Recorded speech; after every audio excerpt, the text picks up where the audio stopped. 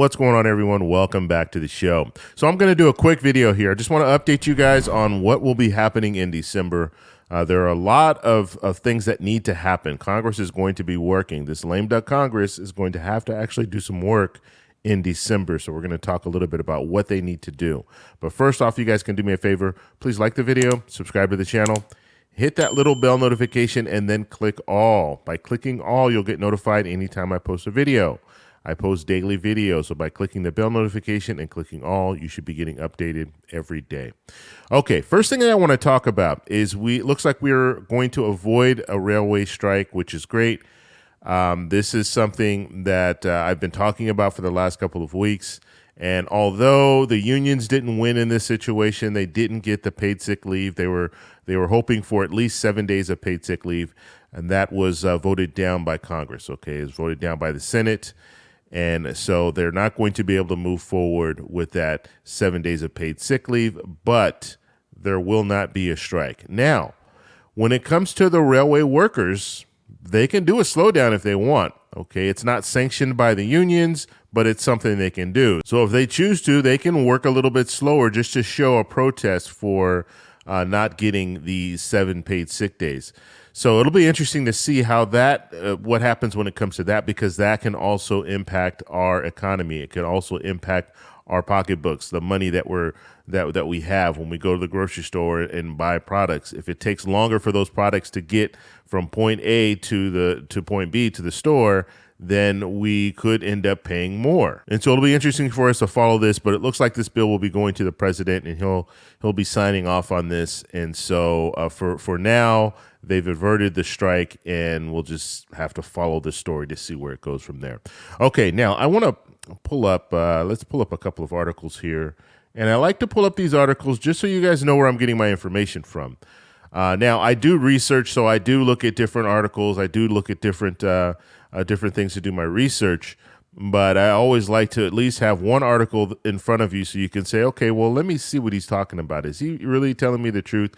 And you can go to the article and you can take a look at it. I think it's very important, especially in this day and age when it comes to the internet and just the stories. Some people just say whatever. Okay, they say whatever they think, and it's all opinions, which that's fine. I put a lot of my opinions in my videos, but I also let you know what's going on so you can formulate your own opinion when it comes to these situations. Okay, let me get to these articles because I can ramble on and on when it comes to just facts and giving out correct information.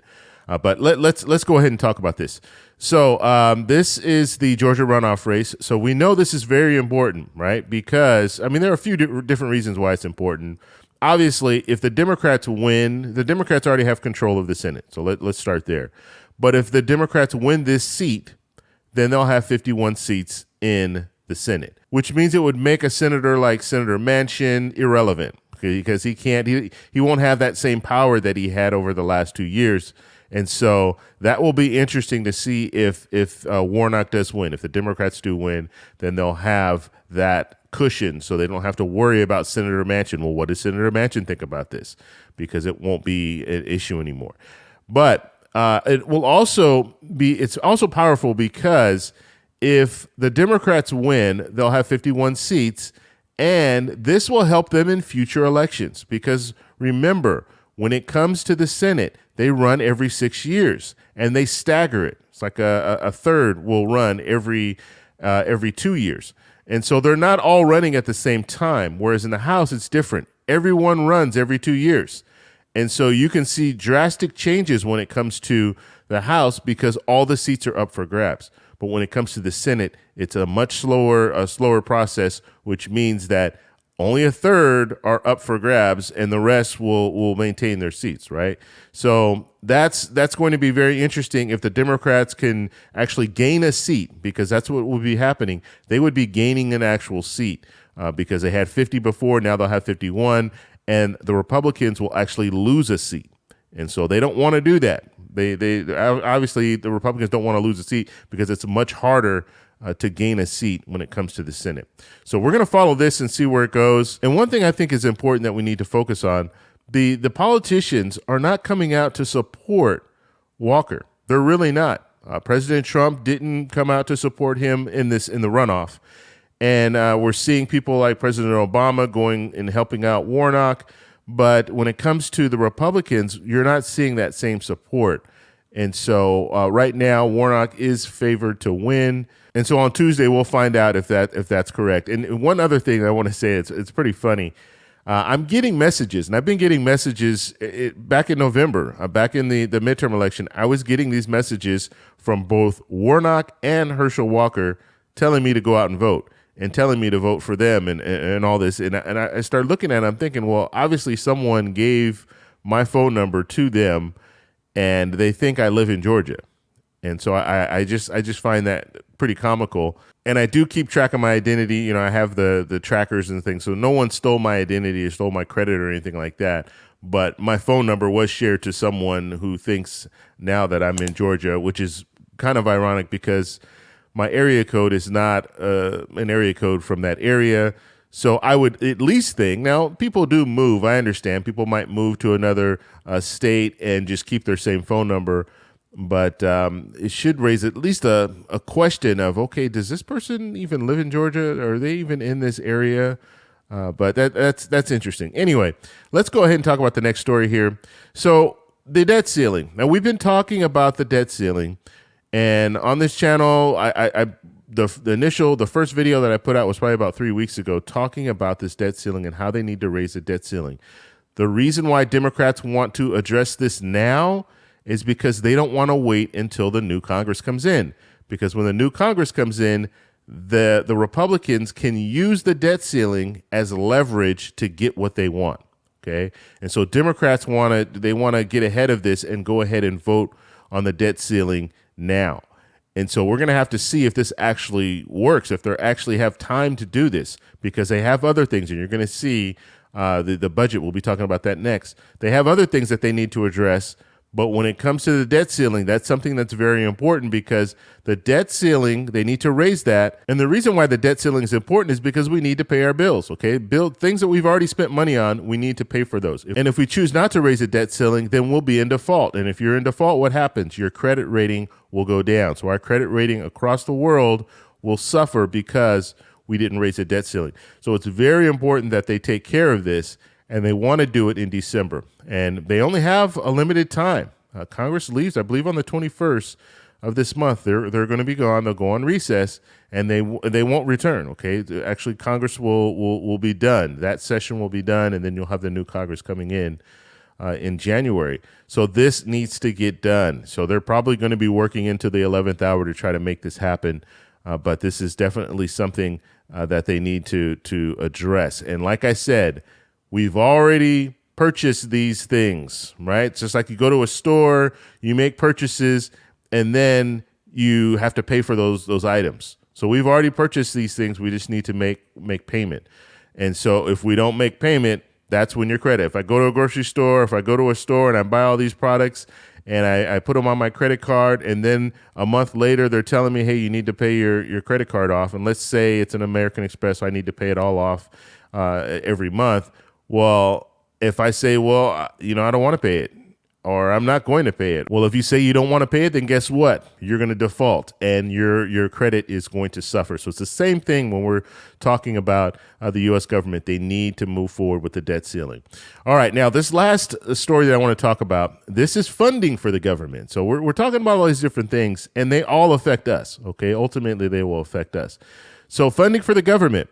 This needs to happen December 16th. If it's not done by December 16th, the government will go into a shutdown, which means that people who work for the government will be shut down. There won't be any work for them, okay? Only people who are essential workers, which guess what? Politicians, they're essential workers. So they'll still work, and their staff will still work. But when it comes to a lot of other people who work for the federal government, they will not be working because of this government shutdown. And they won't return to work until they come to an agreement for 2023. And that's what this is. So they need the funding for 2023. Okay, what are we going to do in 2023? We need to have a budget. We need to have a plan. And so this is something else that we're going to be watching very closely, because they need to move forward with the 2023 budget. Now, back in September, we talked about this, and what they did is they did a stopgap measure, basically continued resolution. they continued it until December 16th, which they do a lot. Okay, they kick the can down the road. So they kick the can down the road to December 16th. And so now we're looking at a situation where they have to address the budget. Okay, and I would think this is going to be a very similar situation for Democrats. They're going to want to get something done now when it comes to the budget. They don't want to wait until the new Congress comes in, because now you have split government, and we can really see some pain. The American people can really see some pain if we have split government and they're trying to work out some kind of a deal when it comes to the budget. And so we'll have to see where this goes as well. But these are the three things that are going to be happening in the very, very near future. So it's going to be very, very important for us to follow these stories. Make sure you guys subscribe and hit the little bell notification. I'm going to keep you guys up to date when it comes to the different situations that we're looking at right now.